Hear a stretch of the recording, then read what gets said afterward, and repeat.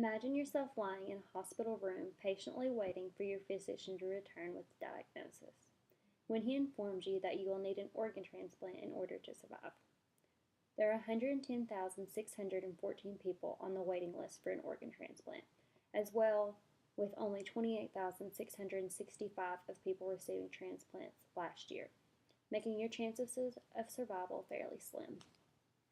As we turn on the news, read an article on the internet, or even watch a movie, we have all heard the devastating stories of people waiting for that one phone call to let them know their transplant has arrived.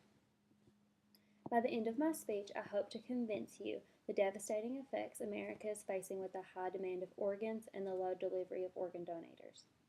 Today I will cover the background information about organ donation, how it benefits those around you, and lastly, how to become an organ donor. First, I will explain organ donation and the statistics provided about organ donation. According to the organ donor website, the need is real data. Organ transplantation has become an accepted medical treatment for end-stage organ failure. Each day, an average of 75 people receive an organ transplant. However, an average of 20 people die every day from waiting for a transplant that cannot be performed due to the lack of donors. As of May 4, 2009, the percentage of recipients who are still living 5 years after their transplant is noted below. Kidney was 69.3%, heart was 74.9%, liver was 73.8%, and lung was 54.4%. In 2008, it was recorded that 60% of living donors were women. According to the National Network of Organ Donors website statistics, it is likely that while visiting this website, at least one name was added to the list of persons needing an organ transplant. According to the 2005 National Survey of Organ and Tissue Donation Attitudes and Behaviors, conducted by the Gallup organization, roughly 20% of people over the age of 65 mistakenly think they are too old to donate an organ, while nearly 12% believe they are too old to receive one. In 2008, 15,764 of the 27,965 people who received transplant, or 56.3%, were 50 or older.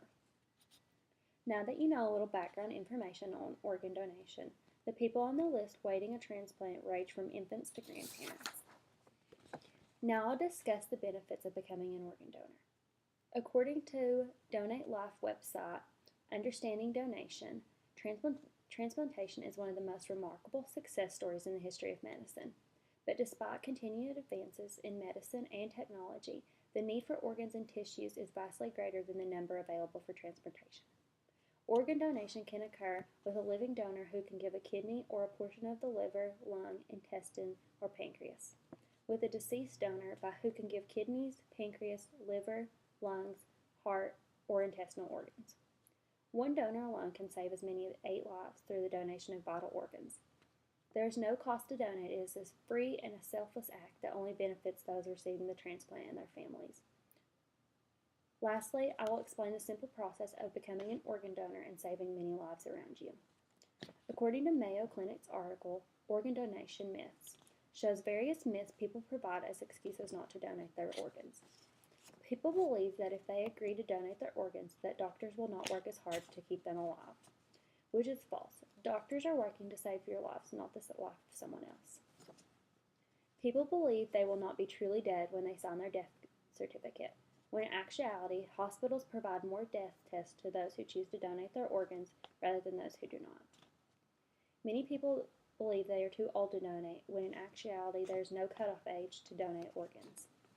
There are various websites you can go to register in your state to become an organ donor.